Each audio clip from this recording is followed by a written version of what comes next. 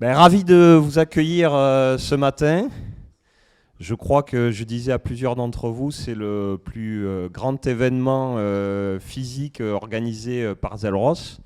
On a 8 ans d'existence, hein, donc voilà, c'est pour nous assez excitant de vous voir tous réunis aujourd'hui.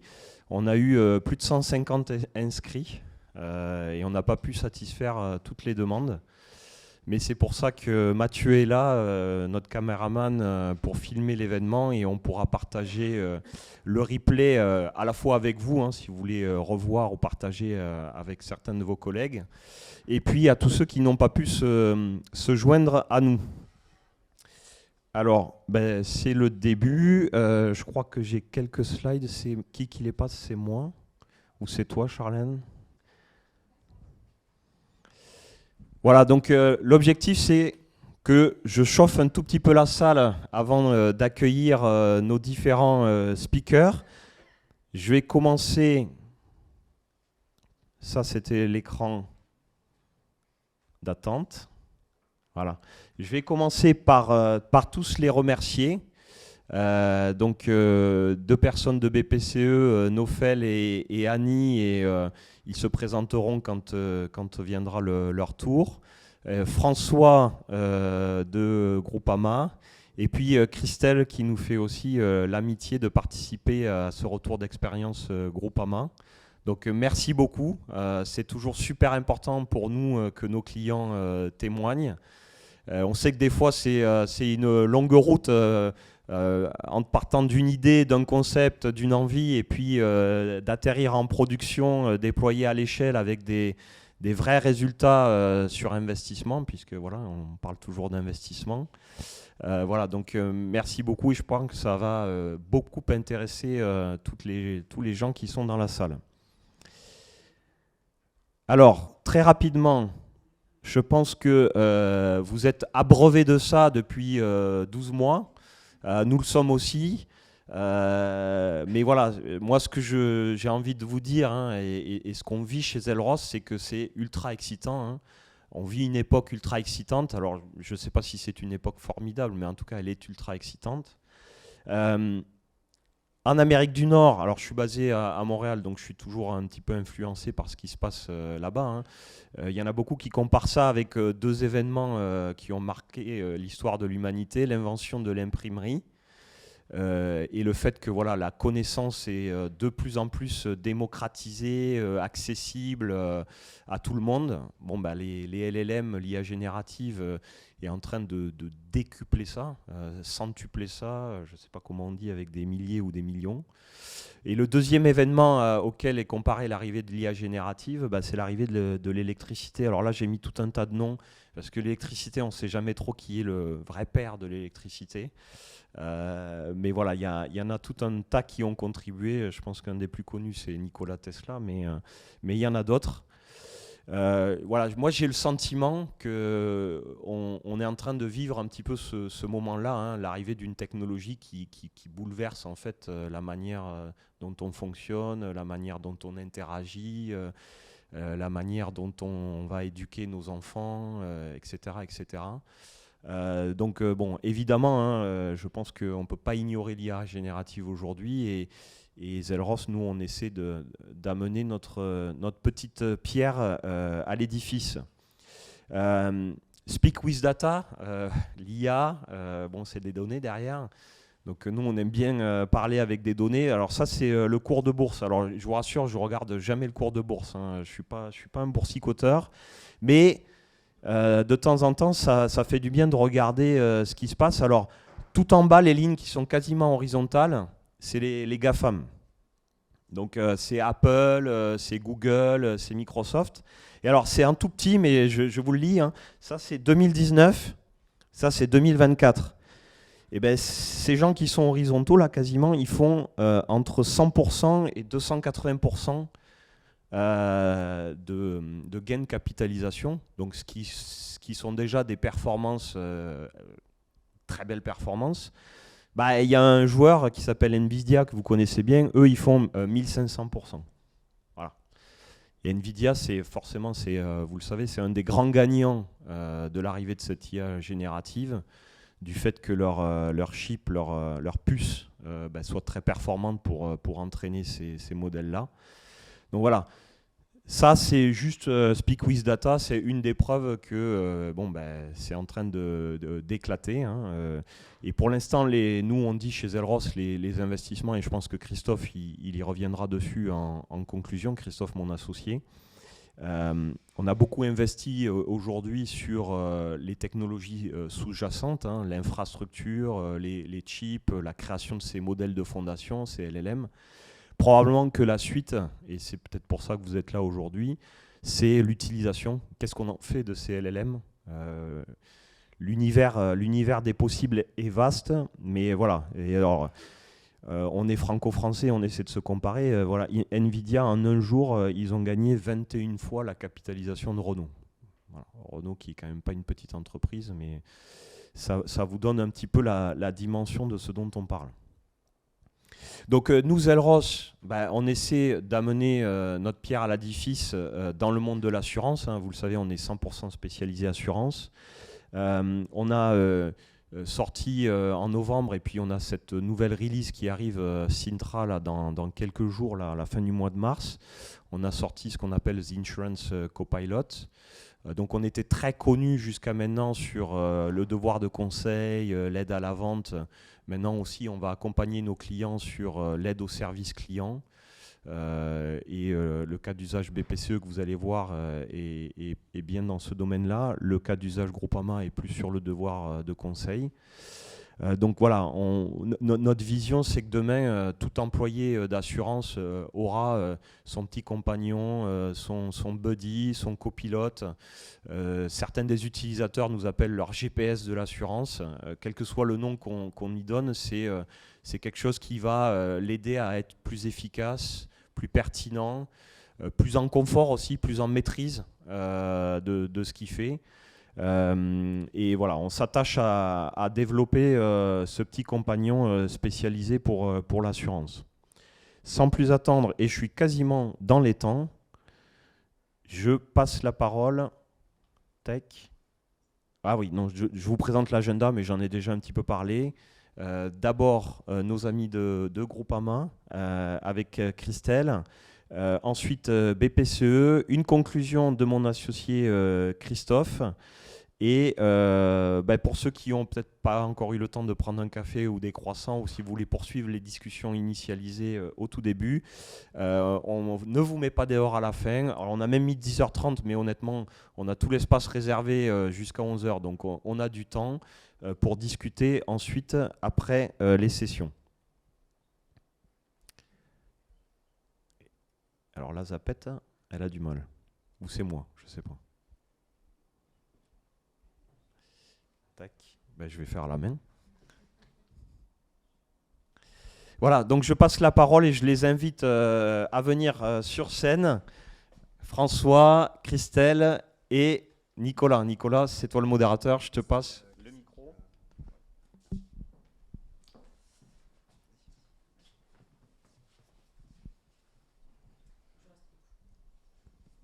Alors bonjour à toutes et tous. Je suis ravie d'être avec vous sur cette matinée. Merci à Zelros d'avoir organisé ce petit déjeuner. Donc moi, comme vous pouvez le voir, je suis responsable du secteur des services financiers chez Velvet Consulting. Donc on est un cabinet conseil spécialisé sur l'expérience client et collaborateur, et particulièrement auprès des services financiers.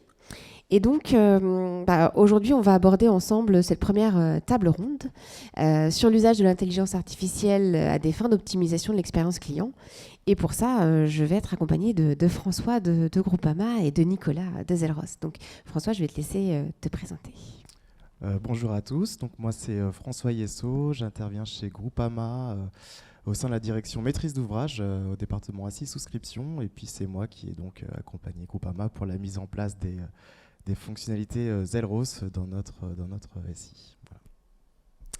Merci François. Alors, pour commencer, rappelons-nous que l'intelligence artificielle a toujours fasciné l'être humain. Alors pour s'en convaincre, il suffit de se rappeler la filmographie donc, sur cette thématique. Alors on peut par exemple reprendre 2001, l'Odyssée de l'espace de Stanley Kubrick dès 1968, Blade Runner de Ridley Scott, l'immense Matrix en 99. Voilà, il y a plein de films comme ça dont on peut se rappeler, Minority Report, etc. Et jusqu'à plus récemment, R de Spike Jonze, je crois, 2013.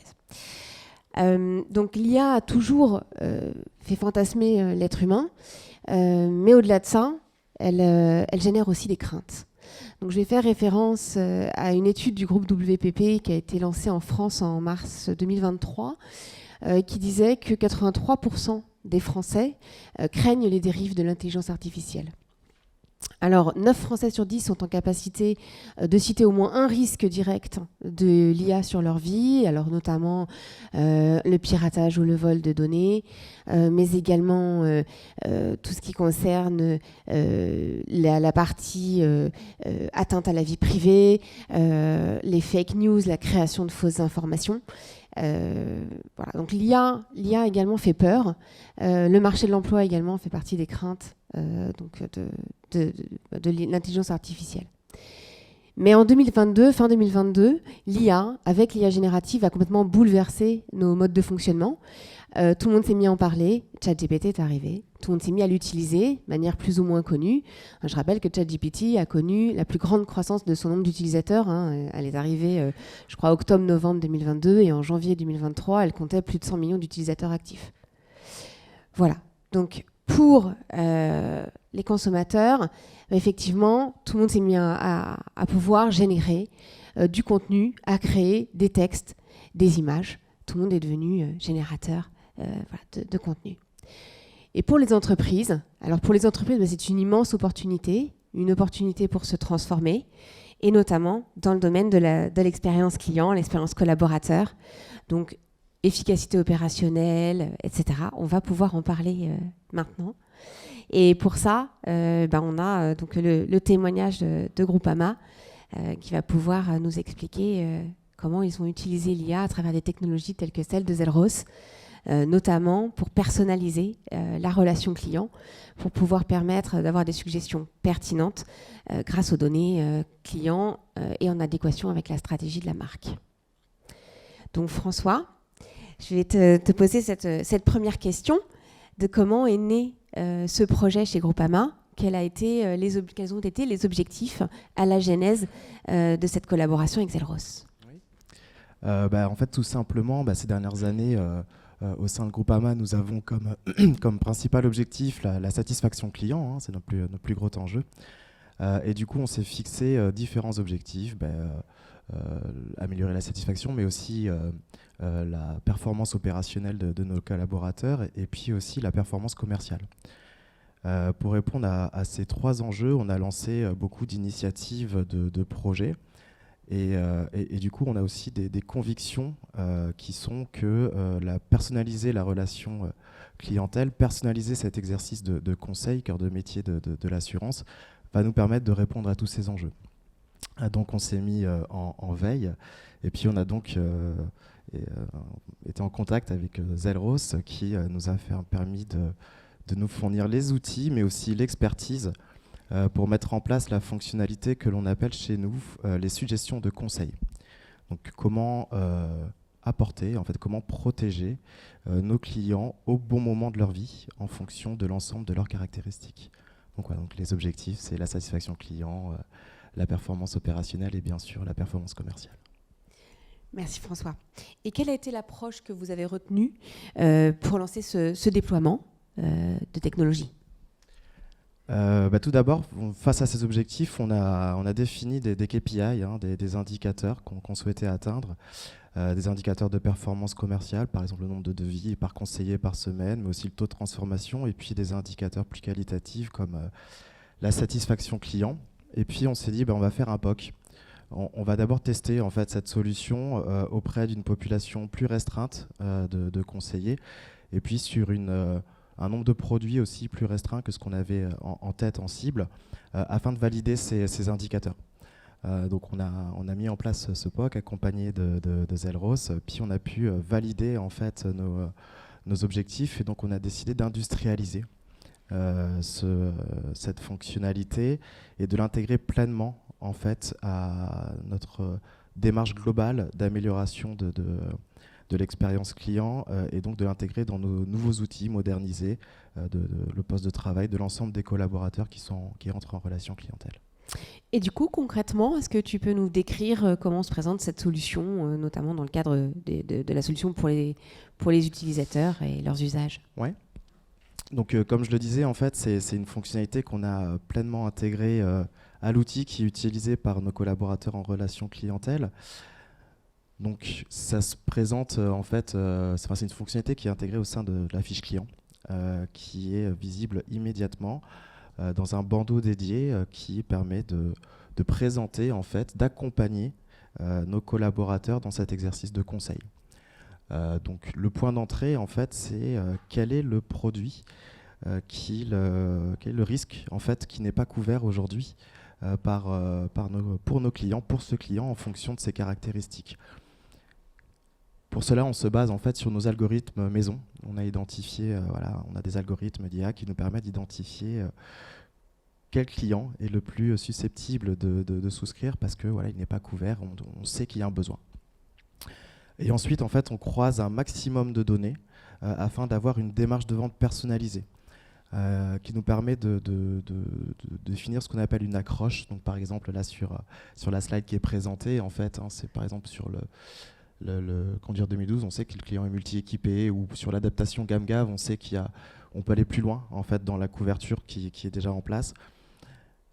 C'est en fait la personnalisation de la démarche de vente au regard des caractéristiques du client. Et ensuite, on va pouvoir construire un argumentaire qui met en relief l'offre, les forces de notre offre au regard de ses caractéristiques. Donc l'objectif, c'est vraiment d'accompagner de bout en bout, en fait, nos clients dans cette démarche de vente.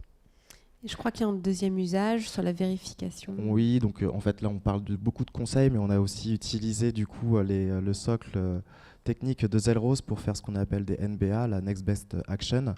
On utilise ces fonctionnalités pour faire ce qu'on appelle la vérification. L'objectif, c'est d'améliorer la connaissance client et répondre à nos enjeux réglementaires également.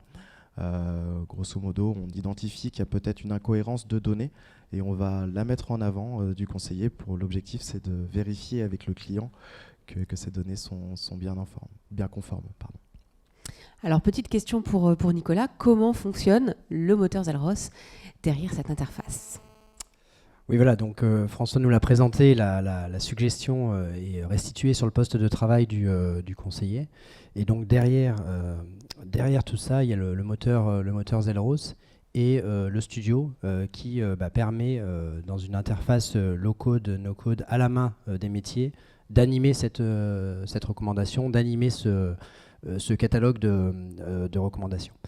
Et c'est très important parce que c'est ça qui va amener la profondeur de la recommandation, c'est ça qui va amener la diversité et l'hyper-personnalisation. Et c'est très important que ce soit à la main du métier pour pouvoir être au goût du jour et qu'on puisse l'améliorer en continu. Donc on va regarder d'un peu plus près comment ça fonctionne pour créer une recommandation. Donc là on est dans le studio Zelros, on voit le catalogue qui s'affiche.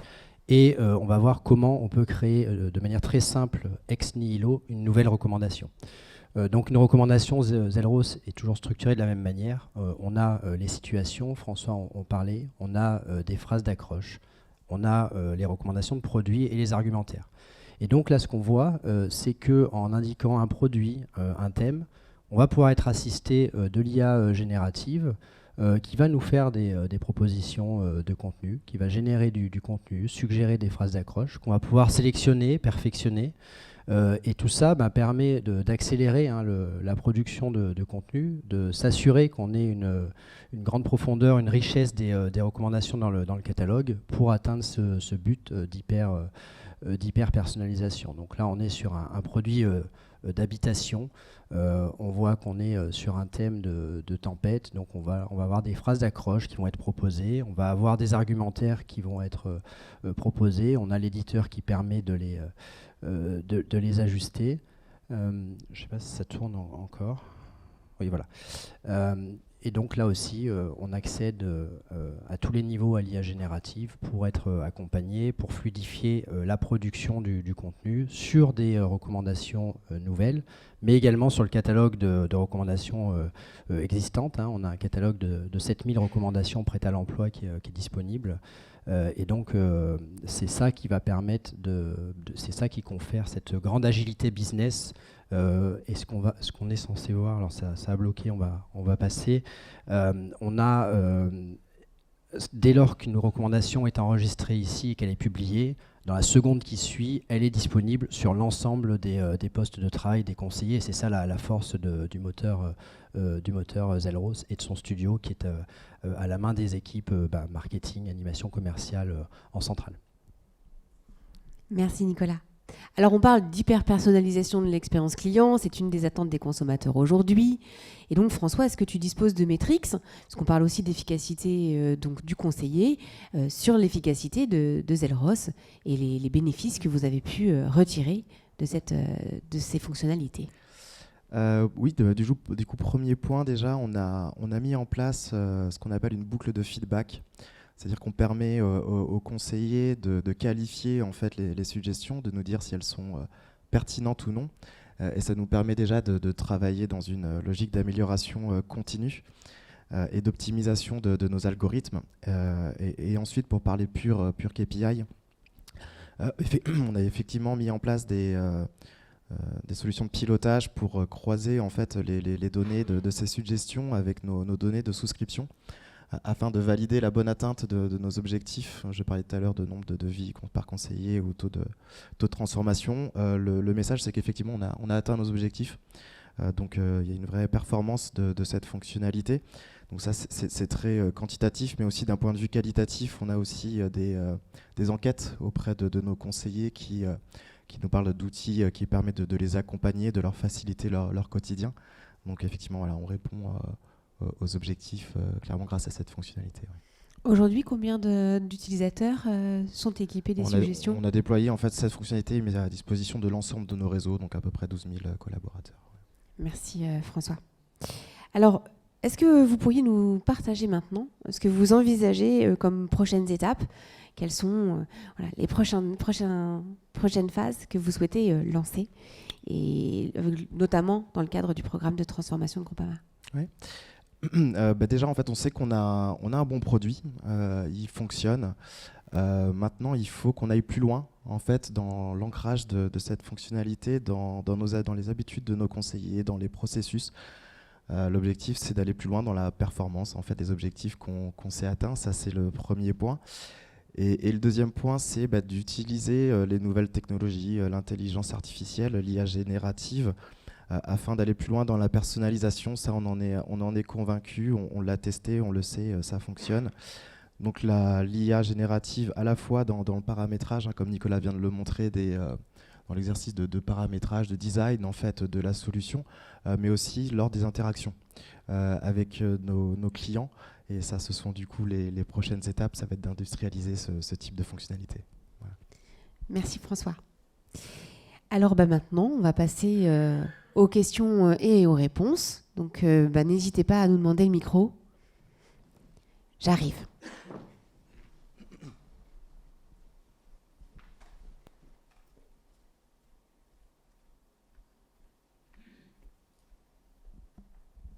Merci. Bonjour. Vous avez parlé de... En fait, ce que je voudrais savoir, c'est à quoi est connecté l'outil pour avoir cette personnalisation client. Je suppose au CRM, à une base de connaissances pour les produits. Donc, j'aimerais savoir. Oui, en fait, concrètement, on a construit une base de données dédiée avec l'ensemble des données qu'on souhaitait utiliser pour personnaliser la démarche de vente.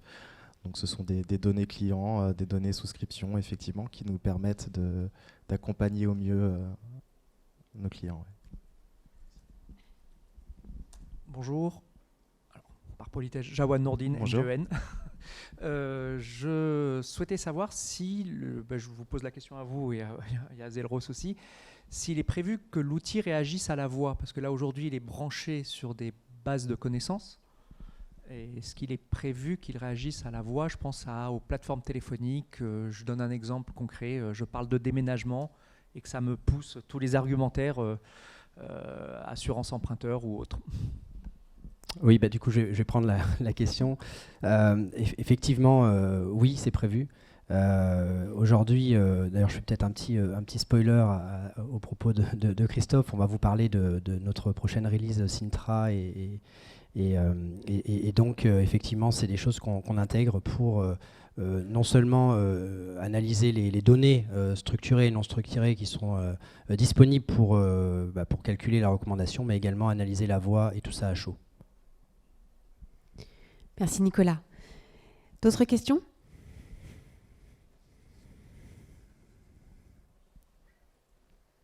Non? Parfait. Alors nous allons clôturer cette première table ronde. Nous vous remercions.